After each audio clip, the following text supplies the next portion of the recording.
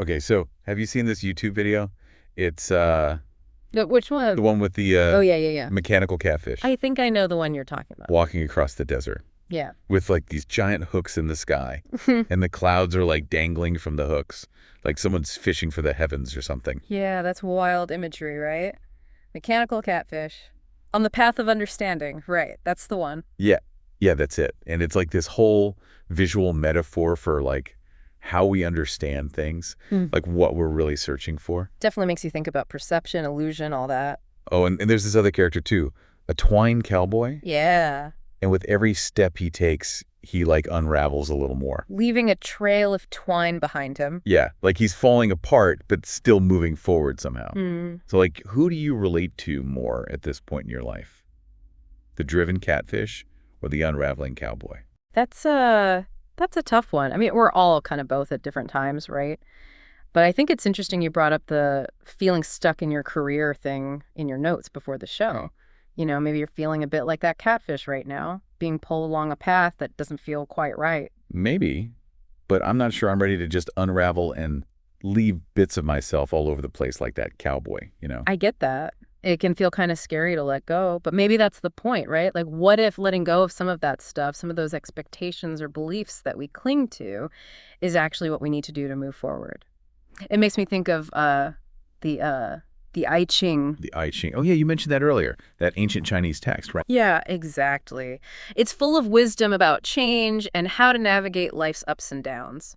And there's this one hexagram 56, called the Wanderer.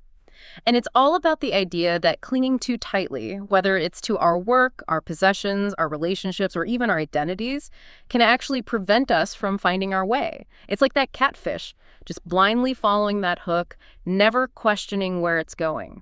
So you're saying I should be more like the twine cowboy, just unravel and see what happens. Not necessarily. I mean, it's not about just randomly unraveling, but maybe it's more about recognizing what's driving us. The catfish is being pulled by some unseen force. It's not in control.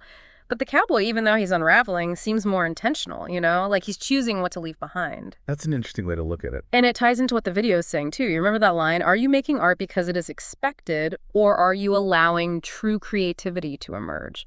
Like, are we doing things because we actually want to, or because we think we should? Oh yeah, I remember that line. Yeah. It's a good question, right?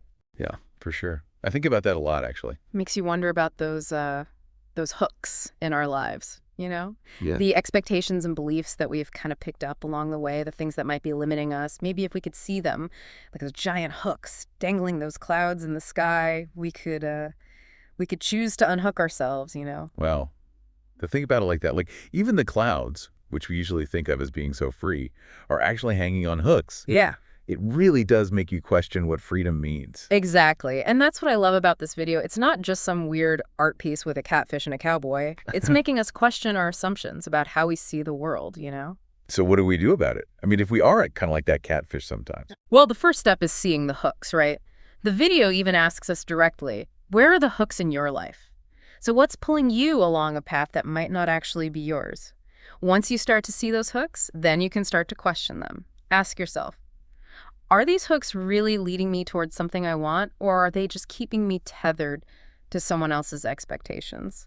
So it's not about being totally unhooked, like it's just drifting around with no direction. Yeah, no, not at all. It's about finding that balance between the drive of the catfish and the intentional unraveling of the cowboy. You need both. You need to move forward, but you also need to be willing to let go of the things that are holding you back.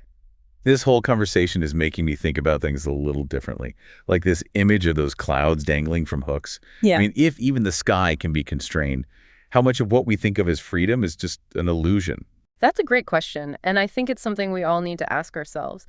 What would it look like for you to start seeing those hooks, not just in the sky, but in your own life? And what would it take to start unhooking yourself? I think you might be surprised at what you find. Yeah. Yeah, I think you might be right about that. Food for thought for sure. Absolutely. Thanks for bringing up this video. It's really got me thinking, too. Yeah, thanks for diving into this with me. Of course. Anytime. I think we've all got some hooks to think about now. Yeah. And maybe even unhook. Maybe. Thanks for listening, everybody. See ya.